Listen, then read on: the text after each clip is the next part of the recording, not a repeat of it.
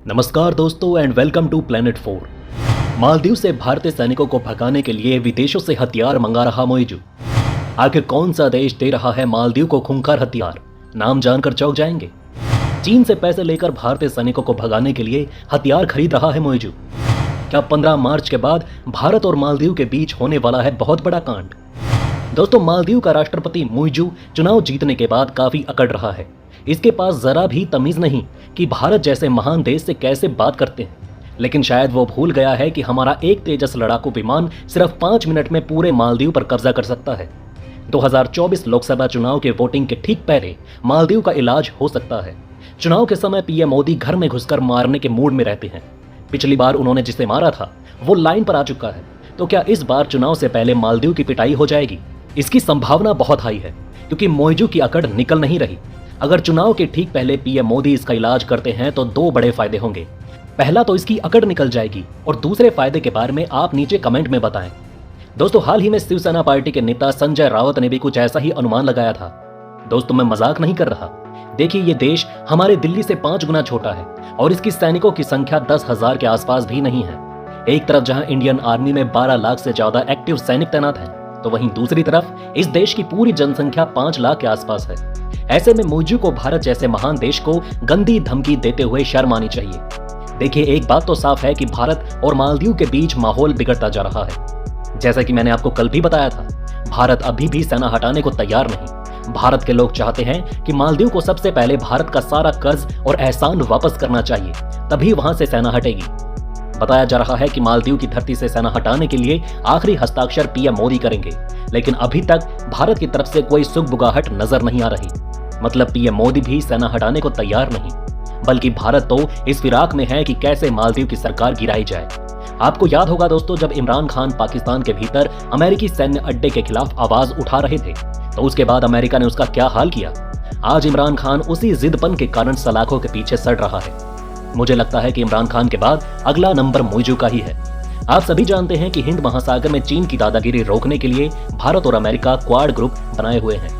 ऐसे में मालदीव के अंदर चीन की एंट्री अमेरिका के लिए बहुत बड़ी मुसीबत बन चुकी है। अमेरिका भी चाहता है कि इस मोइजू नामक बंदर को तुरंत ठिकाने लगाया जाए। हालांकि ये बात भी सच है कि भारत और अमेरिका दोनों ही डेमोक्रेटिक तरीके से चुनी हुई सरकारों का आदर करते हैं। लेकिन जब चुना गया नेता ही इमरान खान या मोइजू जैसा पागल निकल जाए, तो उसे सबक सिखाने के लिए इलाज करना ही पड़ता है। देखिए दोस्तों, इतना तो साफ हो चुका है कि भारत सेना हटाने को तैयार नहीं है और मोइजू मालदीव की धरती पर भारतीय सैनिकों को रहने नहीं देगा।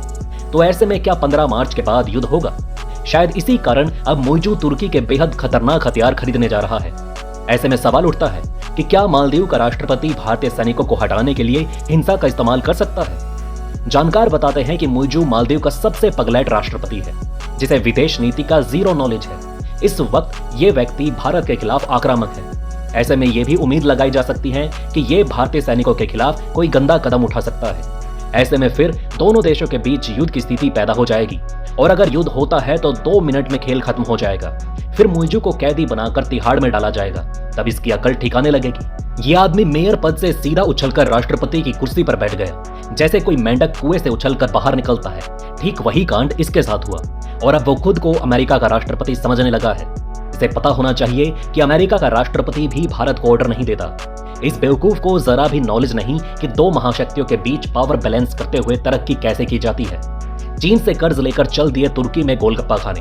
अरे भाई, तुम्हें कर्ज मिला है तो अपने देश में विकास में लगाओ। इस वक्त अचानक जनता का पैसा तुर्की के दामाद को क्यों दे रहे हो?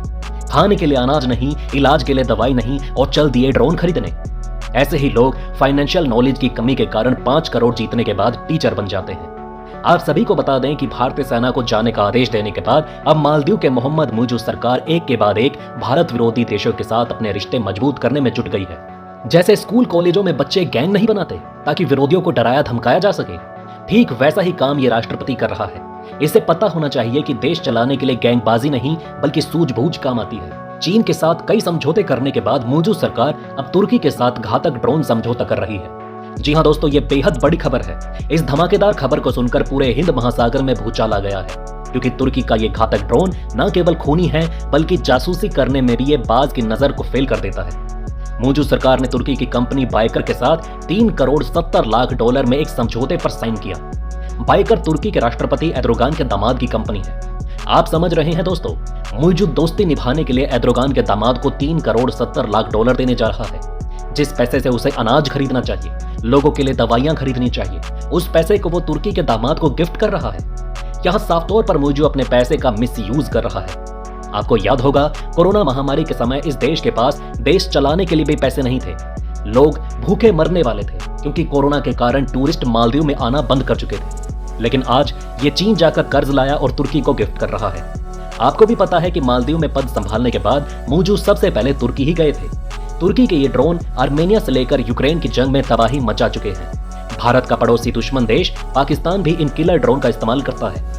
मालदीव की मौजूद सरकार का कहना है कि वो अपने विशाल समुद्री इलाके की निगरानी के लिए इन मिलिट्री ड्रोन की खरीद कर रहा है। बाइकर के ड्रोन विश्व भर में उन्नत तकनीकी विशेषताओं और विश्वसनीयता के लिए प्रसिद्ध हैं। इस कंपनी के सबसे प्रसिद्ध उत्पादों में बेरख्तियार TB2 शामिल है। इन ड्रोनों को विशेष रूप से उच्च स्थायित्व, लंबी उड़ान क्षमता और उन्नत सर्विलांस और हमला करने की क्षमताओं के लिए जाना जाता है। बेरख्तियार TB2 विशेष रूप से विभिन्न संघर्षों में अपनी क्षमताओं को सिद्ध कर चुका है। इस कंपनी का उद्देश्य न केवल तुर्की की रक्षा क्षमताओं को बढ़ाना है, बल्कि अंतर्राष्ट्रीय डिफेंस मार्केट में भी अपना प्रभाव बढ़ाना है। बाइकर के ड्रोन का उपयोग कई देशों द्वारा सर्विलांस, खोज, बचाव, सैन्य हमलों के लिए किया जाता है। ऐसे में सवाल उठता है कि क्या इस ड्रोन को खरीदकर मौजू भारत के खिलाफ आक्रामकता बढ़ा रहा है, क्योंकि सबसे पहले उसने भारतीय सैनिकों को हटाने का ऐलान किया, फिर हमारे विमान को और जहाज को भगाने का फरमान जारी किया।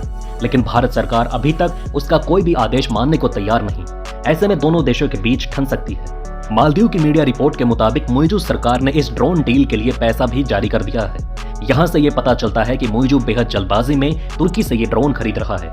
इससे पहले भारत ने मालदीव को अपने समुद्री तटों की निगरानी के लिए डोर्नियर विमान और हेलीकॉप्टर दिए थे। भारतीय सैन्य तकनीकी दल इस विमान की रिपेयरिंग करता है। इन भारतीय सैनिकों को मालदीव के राष्ट्रपति ने 15 मार्च तक चले जाने के लिए कहा है। माना जा रहा है कि इस कमी को पूरा करने के लिए मौजू ने तुर्की के साथ हाथ मिलाया और सैन्य ड्रोन खरीद रहा है। मतलब सीधे तौर पर मालदीव की धरती से भारतीय सैनिक और डोर्नियर विमान को हटाने के लिए वो तुर्की से हाथ मिला रहा है। बताइए दोस्तों, जो सर्विस भारत वहां फ्री में ऑफर कर रहा था, उसे भगाकर वो करोड़ों रुपए खर्च करके तुर्की को मालामाल कर रहा है और जनता भूखे मर रही है। यही नहीं, मौजूद सरकार ने तुर्की के सैन्य ड्रोन के लिए रास्ता साफ करते हुए आयात ड्यूटी को भी हटा दिया। किसी भी देश के दिवालिया होने की यही सब लक्षण होते हैं। चीनी कर्ज के जोश में आकर मौजू अपना होश खो बैठा है। मालदीव की सेना ने अभी डील पर कोई बयान नहीं दिया है। अभी तक भारत और मालदीव की नौसेना मिलकर इस पूरे इलाके की निगरानी करते थे। इस इलाके में चीन की धमक बढ़ती जा रही है और अब मालदीव ने भी इसका फायदा उठाते हुए भारत को गीदड़ भभकी देना शुरू कर दिया है। भारत और मालदीव की इस दुश्मनी से तुर्की और चीन मालामाल होने जा रहे हैं। बताया जा रहा है कि मालदीव कम से कम 3 लड़ाकू ड्रोन तुर्की से खरीदने जा रहा है। इससे मालदीव की सेना भारत से सटे समुद्री इलाकों में 24 घंटे निगरानी कर पाएगी। दोस्तों, आप अगली वीडियो किस टॉपिक पर देखना चाहते हैं, नीचे कमेंट में जरूर बताएं। वीडियो में अंत तक हमारा साथ देने के लिए धन्यवाद। नमस्कार।